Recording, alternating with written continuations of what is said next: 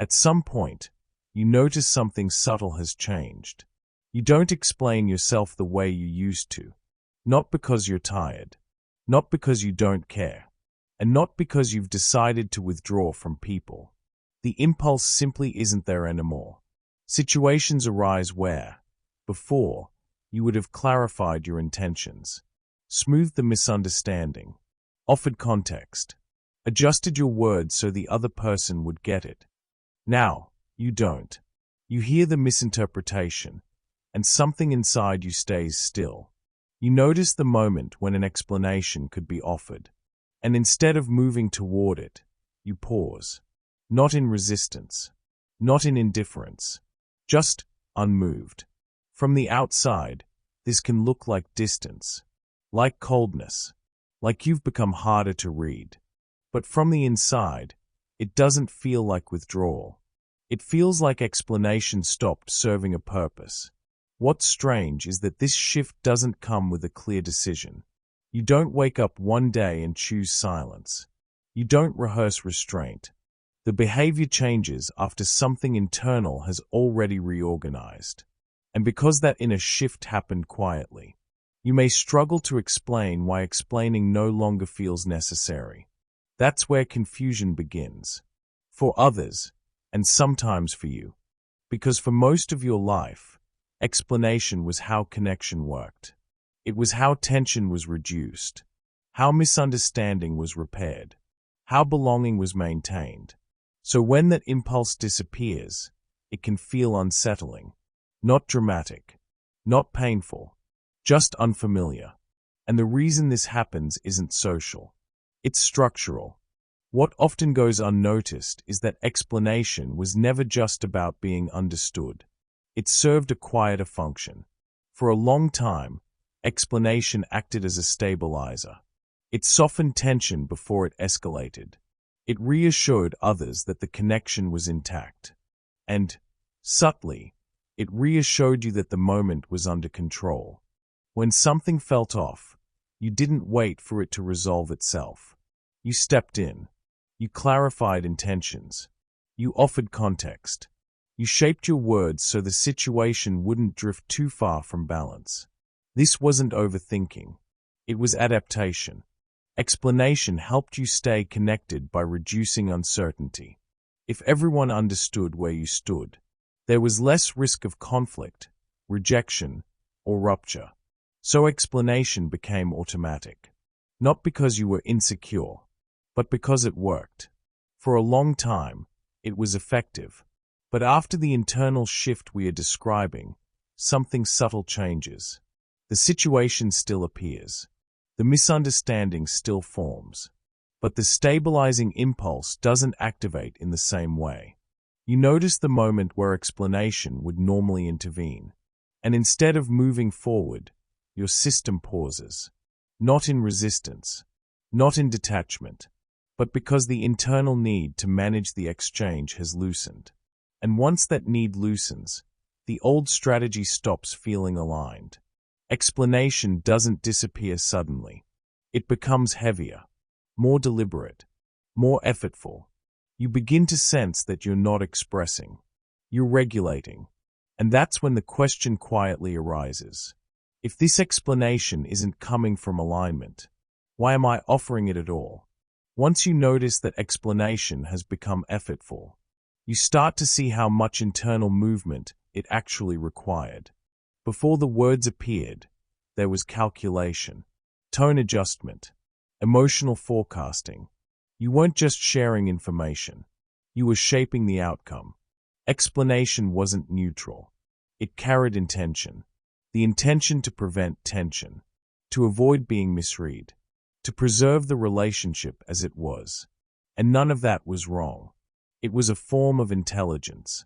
But intelligence changes when the internal structure that supports it changes. After the shift, you begin to sense a mismatch.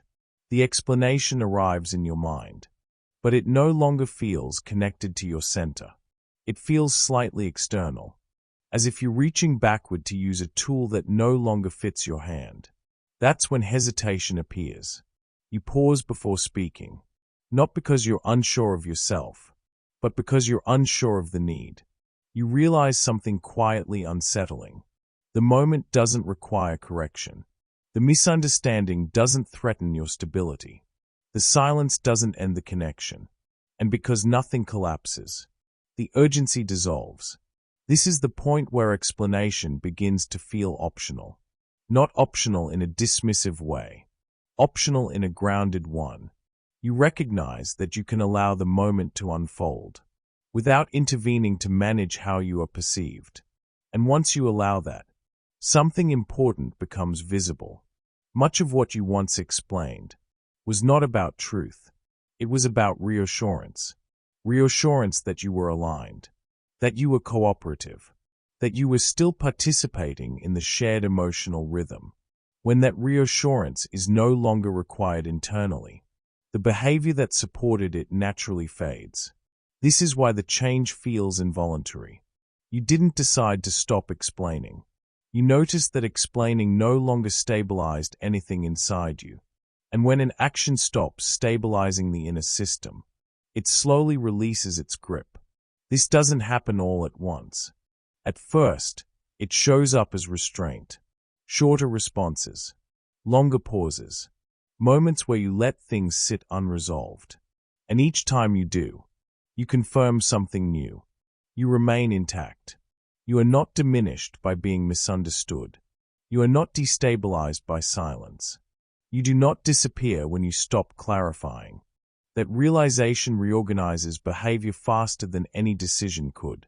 Because once your system learns, that explanation is no longer necessary for coherence. It stops offering it reflexively. And this is where the experience begins to extend beyond you. Because when explanation loses urgency internally, it doesn't simply vanish. It creates confusion externally. And that confusion is where the next stage begins. In Jung's work, this kind of change is never described as a personality shift. Carl Jung saw it as a structural reorganization of the psyche, a moment when the inner system no longer needs to regulate itself through constant response.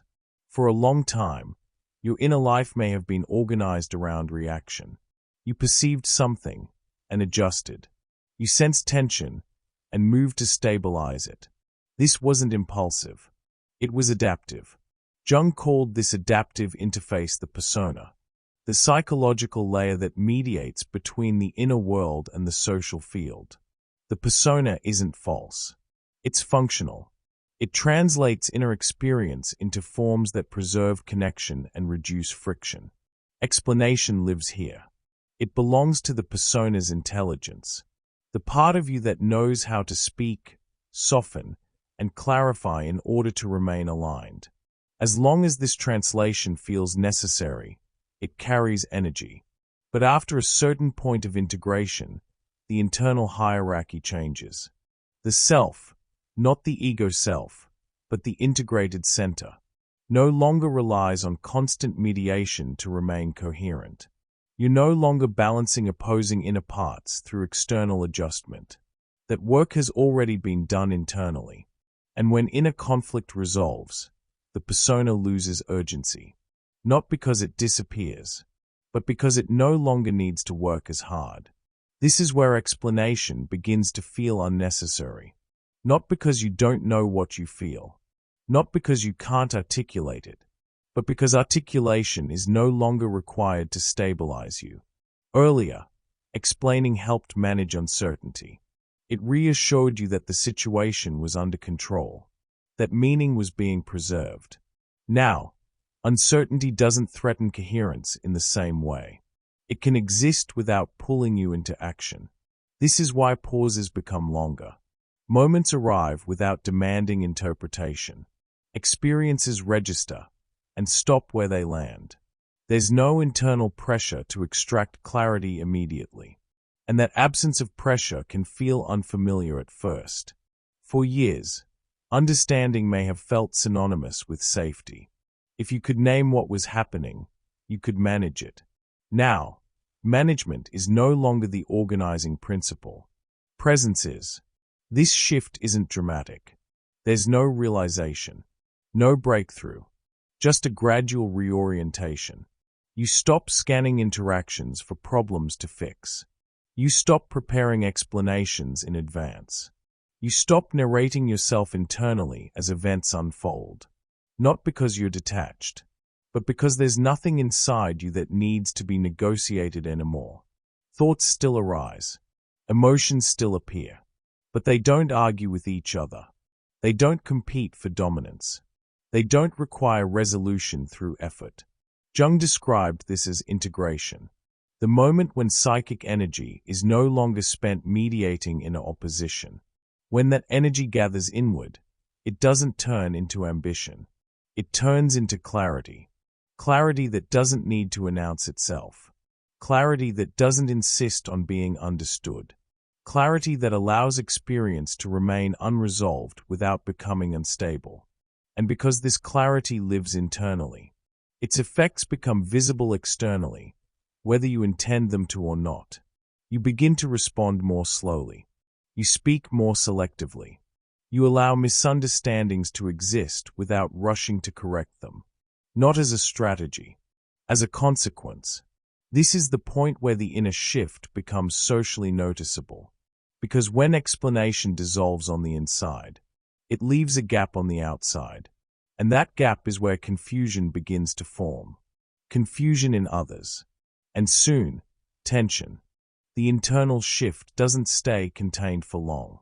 Even if you don't announce it. Even if you don't change your language deliberately. The absence of explanation becomes noticeable. Because many relationships were organized around it. For a long time, explanation acted as a stabilizing force between you and others. It smoothed uncertainty. It reassured. It repaired moments before they could drift too far. When that stabilizing function fades, the structure of the relationship is exposed. And that exposure can be uncomfortable. People begin to sense that something is different. Not in what you say, but in what you no longer rush to do.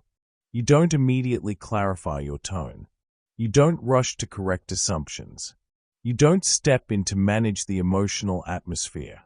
And because these behaviors were once expected, their absence is often misinterpreted. Some people experience it as distance. They may tell you that you've changed, that you seem harder to read, that you're less available, less responsive, less engaged. Others don't name it directly. Instead, they test the connection. They introduce emotional intensity, raising their voice, exaggerating frustration, provoking reaction. They repeat stories you've already heard, hoping to draw you back into familiar emotional roles. They increase demand, not because they want conflict, but because they are trying to restore the old rhythm.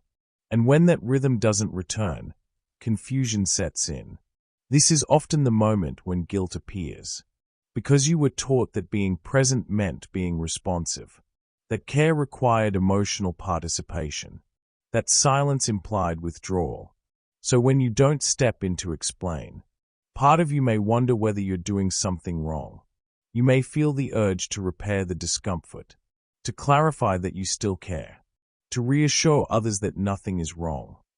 And sometimes, you do explain, not because it feels true, but because the discomfort of being misread feels heavier than the effort. This is where the stage becomes difficult, because the pull to return doesn't come from ego. It comes from habit, from years of learning that connection depended on your willingness to smooth tension. But what becomes clear here is something subtle and important. Not all connections were sustained by mutual presence. Some were sustained by your effort. When you stop providing that effort automatically, the difference becomes visible. Some relationships deepen. They adapt. They become quieter, more honest, less performative. Others begin to strain, not because you withdrew, but because the dynamic required constant explanation to function. This is often where loneliness enters the picture. Not the dramatic kind, not the aching kind, a quieter loneliness. You may find yourself surrounded by people and still feel slightly apart, not because you're disconnected, but because the way you connect has changed. You're no longer bonding through urgency. You're no longer relating through tension or mutual reassurance. And many people don't know how to relate outside of that space. This can feel like loss, not of people necessarily, but of a familiar way of belonging. There may be moments when you miss the ease of being immediately understood, or at least immediately responded to.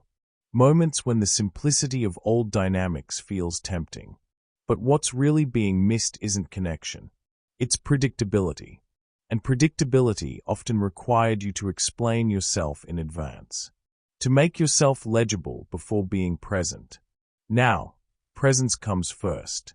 An explanation, if it comes at all, follows later, or not at all.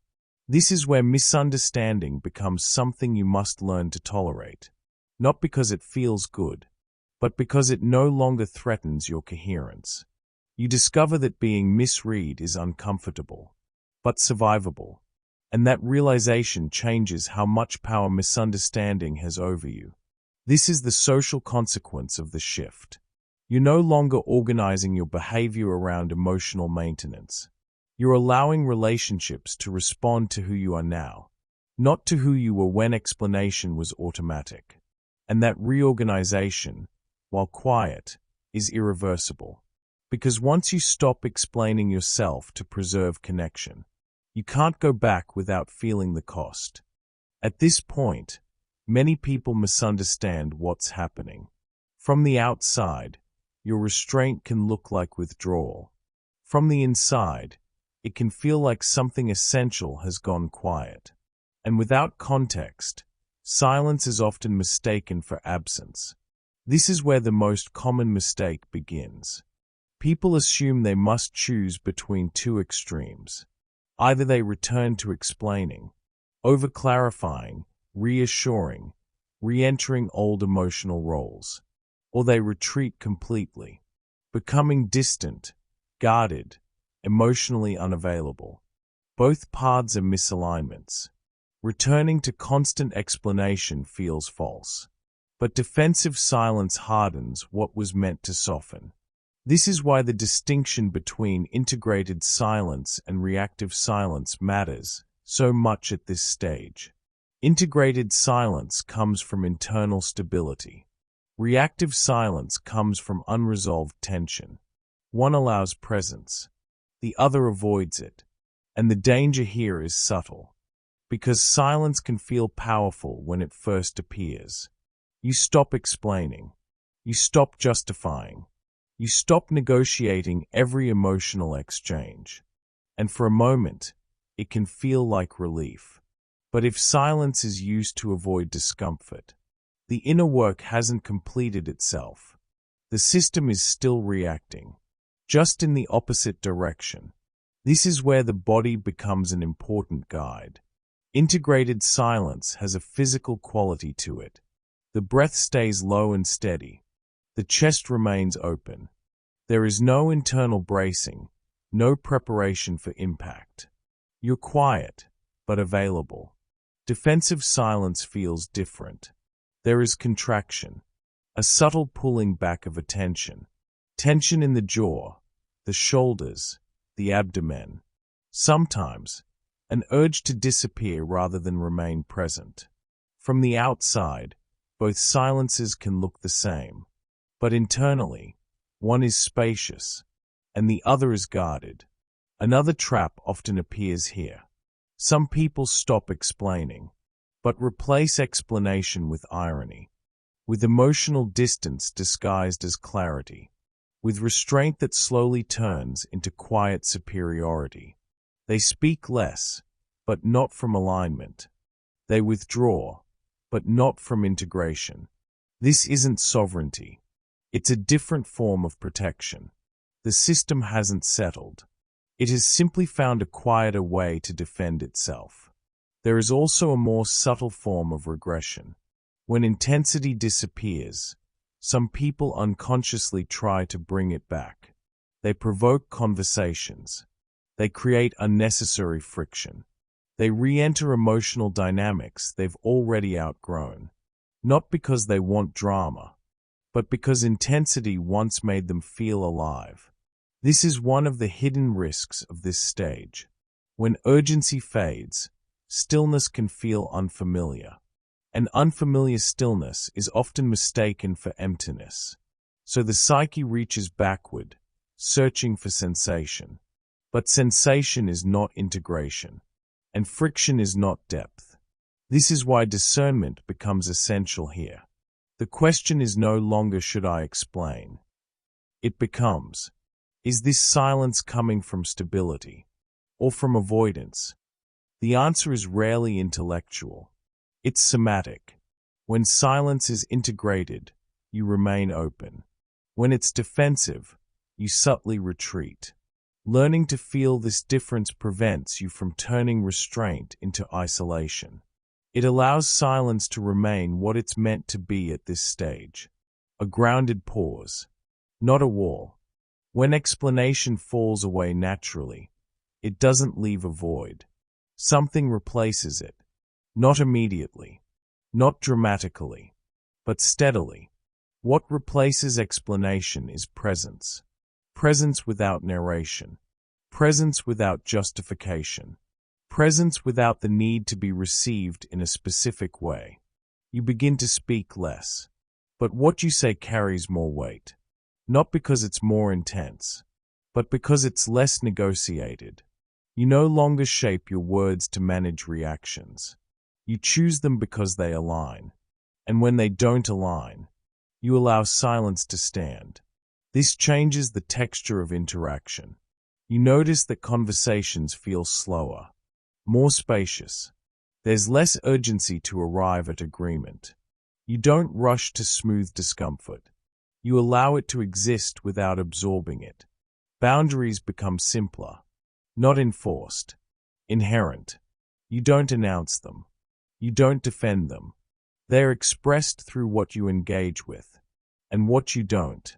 This is often where people mistake the change for confidence. But confidence implies effort. What's happening here requires very little effort. It's steadiness, a quiet consistency between inner state and outer action.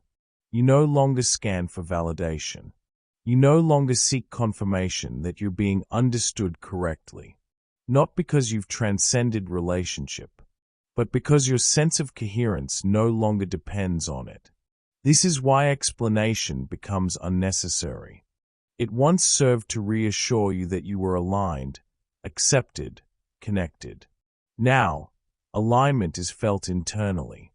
Connection no longer requires constant proof. And when something doesn't align, you sense it early, without needing to analyze or justify the response.